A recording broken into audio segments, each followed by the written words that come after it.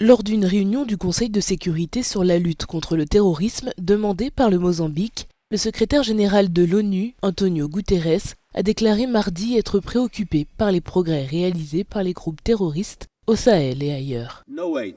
Aucun âge, aucune culture, aucune religion, aucune nationalité et aucune région n'est à l'abri. Mais la situation en Afrique est particulièrement préoccupante.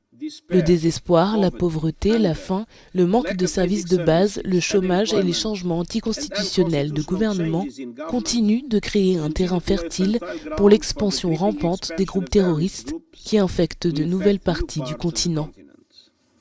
Je suis profondément préoccupé par les progrès réalisés par les groupes terroristes au Sahel et ailleurs.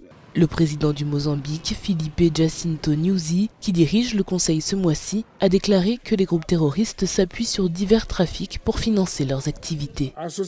L'association du terrorisme avec le crime organisé transnational a contribué à la survie et à la propagation des groupes terroristes.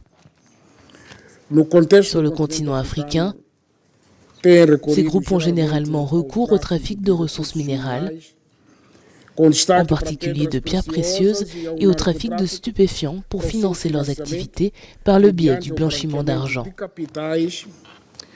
Ces ressources financières provenant d'activités illicites permettent de séduire et de recruter des jeunes pour qu'ils rejoignent leurs rangs et leurs fichiers au sein de groupes terroristes. Et si le terrorisme est une menace mondiale, la situation en Afrique est particulièrement critique.